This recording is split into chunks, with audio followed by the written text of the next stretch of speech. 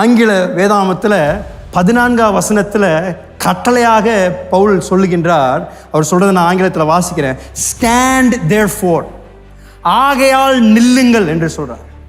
இந்த வார்த்தை 13ஆவது வசனத்திலையும் 16ஆம் வசனத்திலையும் தமிழ்ல வாசிக்கிறோம். வாசிங்களேன் அதை கொஞ்சம். ஆகையால் தீங்கு நாளிலே அவைகளை நீங்கள் எதிர்க்கவும் சகலத்தையும் செய்து முடித்தவர்களாய் நிற்கவும் திராணி உள்ளவர்கள் ஆகும்படிக்கு, நிற்கவும் திராணி உள்ளவர்களாய் இருக்கும்படிக்கு. ஸோ அவர் சொல்றாரு இதெல்லாம் போட்டுக்கிட்டு நிற்கணுன்றார். திருப்பி 16 வாசிங்களேன். பொல்லாங்கான் ஏயும் அக்கினி ஆஸ்திரங்கள் எல்லாம் அவித்து போடத்தக்கதாய் எல்லாவற்றுக்கும் மேலாக விசுவாசம் என்னும் கேடகத்தை பிடித்து கொண்டவர்களாயும் நில்லுங்கள்.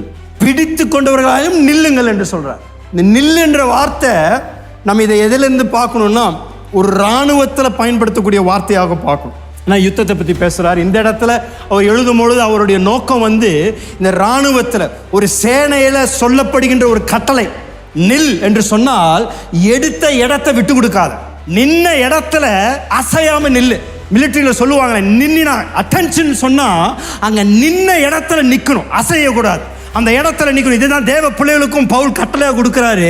நீ கிறிஸ்து இயேசுவின் பலத்தினால பலன் அடைந்த பின்பதாக, இந்த சர்வாயுக வர்க்கத்தை நீ போட்ட பின்பதாக உன்னுடைய வேலை என்னன்னா நில்லையா, நிக்க வைத்த இடத்துல நில்லு, பின்வாங்காத, திரும்பாத, வந்த இடத்துல இருந்து திரும்பி போகாத, அந்த இடத்துல வைராக்கியமாக விசுவாசத்தோடு கூட உறுதியாக நின்று ஆண்டவர் உனக்கு கொடுத்திருக்கின்ற இடத்தை விட்டு கொடுக்காம தைரியத்தோடு அந்த விசுவாசத்தில் போராடு என்று பவுல் சொல்றார். நில்லு. இன்றைக்கு தேவனுடைய கட்டளை இதுதான். பலருக்கு நீங்கள் யுத்தத்தை இன்றைக்கு சந்தித்து கொண்டிருந்தீங்கன்னா பார்த்து பயந்து ஓடிடாதீங்க, திரும்பிடாதீங்க, நின்ன இடத்துல நில்லுங்க. ஏனென்றால் நமக்கு வாக்கு பண்ணினவர் உண்மை உள்ளவர். அவர் நம்மோடு கூட இருக்கின்ற வரைக்கும் நமக்கு வெற்றி நிச்சயம். அதனால நம்முடைய வேலை எங்க நிக்க சொன்னாரோ அங்க அசையாமல் உறுதியாக நிலைத்து நிற்கும்படியாக தேவன் நம்மளை வைத்திருக்கின்றார். இன்றைக்கு நான் சொல்ல நம்முடைய தேசத்தில் இது ஒரு அதிகமான தேவையான ஒரு இடமையா. தேவ பிள்ளைகள் இப்படிப்பட்ட ஒரு வைராக்கியத்தோட தேவனுக்காக நிற்க வேண்டிய ஒரு சேனை எழும்பணும். இந்த பட்டணத்தில் இப்படிப்பட்ட ஒரு சேனை எழும்பணும். தேவனுக்காக என்ன வந்தாலும் என்ன நடந்தாலும் என்ன நடக்கலாம், நான் நிற்க போறையா, நான் தேவன் என்னை வைத்திருக்கிற இடத்துல நான் பின்வாங்க மாட்டேன், திரும்பி பார்க்க மாட்டேன்.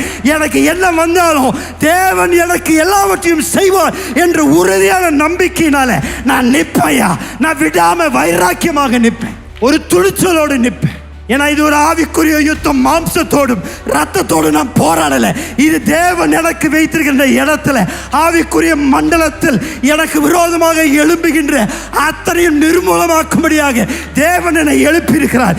கிறிஸ்து எனக்குள் இருக்கின்றபடியா, சர்வாயுத வார்க்கத்தை நான் அணிந்திருக்கின்றபடியா நான் நிற்பையா, நான் விட்டு கொடுக்க மாட்டேன். என் பிள்ளைகளை விட்டு கொடுக்க மாட்டேன், என் திருமணத்தை விட்டு கொடுக்க மாட்டேன், தேவனுக்கு வாக்கு பண்ணின வாக்கு தத்தங்களை விட்டு கொடுக்க மாட்டேன். ஏனென்றால் வாக்கு பண்ணின உண்மை உள்ளவர், வாக்கு தத்தங்களை நிறைவேற்றுவார். ஆகையால் நான் நிற்பேன். இந்த தேசத்தில் ரட்சிப்பு வரும் வரைக்கும் நான் நிற்பையா, முழங்கால நிற்பையா. என்னுடைய பட்டணம், என்னுடைய குடும்பம் தேவனுக்கு திரும்புற வரைக்கும் நான் நிற்பையா. இப்படிப்பட்ட ஒரு வைராக்கியம் உள்ள தேவ சேனை எழும்பும் என்றால் அற்புதமான காரியங்கள் நம்முடைய தேசத்தை நாம் பார்ப்போம்.